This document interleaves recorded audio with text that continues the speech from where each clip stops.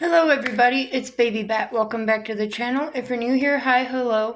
Hope you're all having a wonderful morning, wonderful day, wonderful afternoon, evening, night, whenever y'all might be seeing this. We're going to get into chapter 6 of Coraline.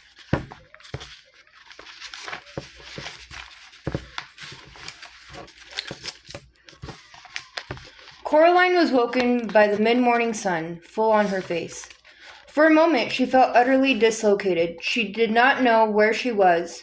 She was not entirely sure who she was. It is astonishing just how much of what we are can be tied to the beds we wake up in the morning. And it is astonishing how fragile that can be.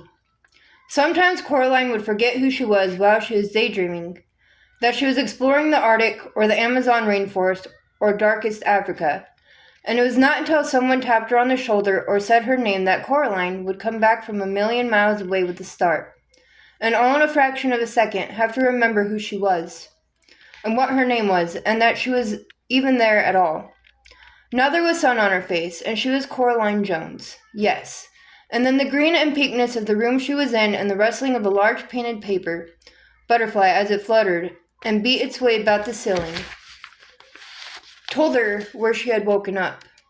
She climbed out of bed. She could not wear her pajamas, dressing gown, and slippers during the day, she decided, even if it meant wearing the other Coraline's clothes. Was there an other Coraline? No, she realized, there wasn't. There was just her. There was no regular clothes in the cupboard, though. They were more like dressing-up clothes, or, she thought, the kind of clothes she would love to have hanging in her own wardrobe at home. There was Raggedy Witch costume, a patched scarecrow costume, a future warrior costume with little digital lights in it that glittered and blinked, a slinky evening dress all covered in feathers and mirrors. Finally, in a drawer, she found a pair of black jeans that seemed to be made of velvet night, and a gray sweater the color of thick smoke with faint and tiny stars in the fabric, which twinkled. She pulled on the jeans and the sweater. Then she put on a pair of bright orange boots she found at the bottom of the cupboard. She took her last apple out of the pocket of her dressing gown and then took, from the same pocket, the stone with the hole in it. She put this stone into the pocket of her jeans, and it was as if her head had cleared a little, as if she had come out of some sort of a fog. She went into the kitchen, but it was deserted. Still, she was sure that there was someone in the flat. She walked down the hall until she reached her father's study, and discovered that it was occupied. "Where's the other mother?" she asked the other father. He was sitting in the study at a desk which looked just like her father's, but he was not doing anything at all. Not even reading gardening catalogs as her own father did when he was only pretending to be working. "Out," he told her, "fixing the doors.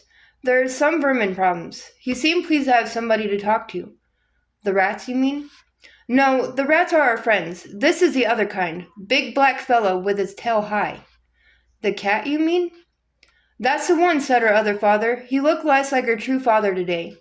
There was something slightly vague about his face, like bread dough that had begun to rise, smoothing out the bumps and cracks and depressions. "Really, I mustn't talk to you when she's not here," he said. "But don't you worry. She won't be gone often. I shall demonstrate our tender hospitality to you, such that you will not even think about ever going back." He closed his mouth and folded his hands in his lap. "So, what am I to do now?" asked Coraline. The other father pointed to his lips. "Silence." "If you won't even talk to me," said Coraline, "I am going exploring."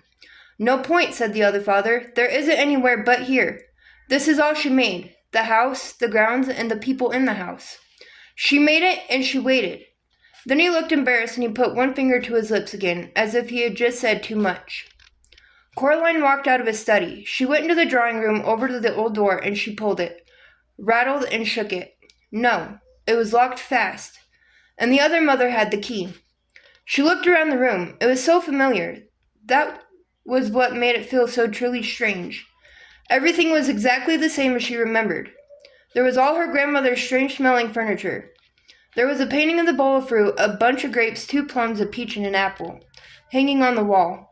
There was a low wooden table with the lion's feet and the empty fireplace, which seemed to suck heat from the room. But there was something else, something she did not remember seeing before. A ball of glass up on the mantelpiece.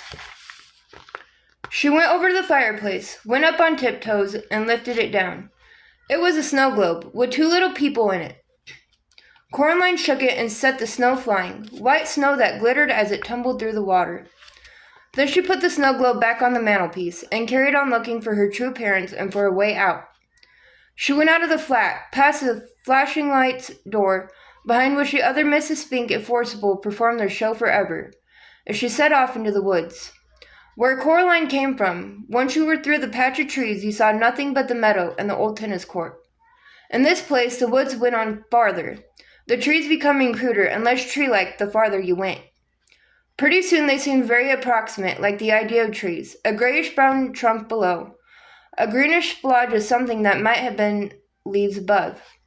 Coraline wondered if the other mother wasn't interested in trees, or if she just hadn't bothered with this bit properly, because nobody was expected to come out this far.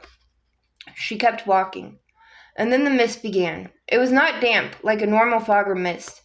It was not cold, and it was not warm. It felt to Coraline like she was walking into nothing. I'm an explorer, thought Coraline to herself, and I need all the ways out of here that I can get, so I shall keep walking. The world she was walking through was a pale nothingness, like a blank sheet of paper or an enormous empty white room. It had no temperature, no smell, no texture, and no taste. It certainly isn't mist, thought Coraline, although she did not know what it was. For a moment, she wondered if she might not have gone blind, but no, she could see herself. Plain as day. But there was no ground beneath her feet, just a misty, milky whiteness. And what do you think you're doing? Said a shape to one side of her. It took a few moments for her eyes to focus on it properly. She thought it might be some kind of lion at first, some distance away from her, and then she thought it might be a mouse close beside her. And then she knew what it was. I'm exploring, Coraline told the cat. Its fur stood straight out from its body, and its eyes were wide. While its tail was down and between its legs, it did not look like a happy cat. Bad place, said the cat. If you want to call it a place, which I don't. What are you doing here? I'm exploring. Nothing to find here, said the cat. This is just the outside, the part of the place she hasn't bothered to create. She. The one who says she's your other mother, said the cat. What is she? Asked Coraline. The cat did not answer, just padded through the pale mist beside Coraline. A shape began to appear in front of them, something high and towering and dark. You were wrong, she told the cat. There is something there. And then it took shape in the mist, a dark house, which loomed at them out of the formless whiteness. But that's, said Coraline. The house you just left, agreed the cat. Precisely. Maybe I just got turned around in the mist, said Coraline. The cat curled the high tip of its tail into a question mark and tipped its head to one side. You might have done, it said. I certainly would not. Wrong indeed. But how can you walk away from something and still come back to it? Easy, said the cat. Think of somebody walking around the world. You start out walking away from something and end up coming back to it. Small world, said Coraline. It's big enough for her, said the cat. Spiders' webs only have to be large enough to catch flies. Coraline shivered. He said that she's fixing all the gates and the doors, she told the cat, to keep you out. She may try, said the cat, unimpressed. Oh, yes, she may try. They were standing under a clump of trees now, beside the house. These trees looked much more likely. There's ways in and ways out of places like this that even she doesn't know about. Did she make this place up, then? Asked Coraline. Made it, found it, what's the difference? Asked the cat. Either way, she's had it a very long time. Hang on. And it gave a shiver and a leap, and before Coraline could blink, the cat was sitting with its paw, holding down a big black rat. It's not that I like rats at the best of times, said the cat, conversationally, as if nothing had happened. But the rats in this place are all spies for her. She uses them as her eyes and hands. And with that, the cat let the rat go. It ran several feet, and then the cat, with one bound, was upon it, batting it hard with one sharp clawed paw, while with the other paw it held the rat down. I love this bit, said the cat happily. Want to see me do that again? No, said Coraline. Why do you do it? You're torturing it. Said the cat. It let the rat go. The rat stumbled, dazed, for a few steps, then it began to run. With a blow of its paw, the cat knocked the rat into the air and caught it in its mouth. "Stop it," said Coraline. The cat dropped the rat between its two front paws. "There are those," it said with a sigh, and tones as smooth as oiled silk, "who have suggested that the tendency of a cat to play with its prey is a merciful one after all. It permits the occasional funny little running snack to escape from time to time. How often does your dinner get to escape?"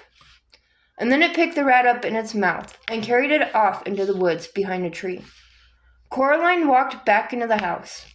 All was quiet and empty and deserted. Even her footsteps on the carpeted floor seemed loud. Dust motes hung in a beam of sunlight. At the far end of the hall was a mirror. She could see herself walking toward the mirror, looking, reflected, a little braver than she actually felt. There was nothing else there in the mirror, just her in the corridor. A hand touched her shoulder, and she looked up. The other mother stared down at Coraline with big black button eyes. "Coraline, my darling," she said, "I thought we could play some games together this morning. Now you're back from your walk. Hopscotch, happy families, Monopoly?" "You weren't in the mirror," said Coraline. The other mother smiled. "Mirrors," she said, "are never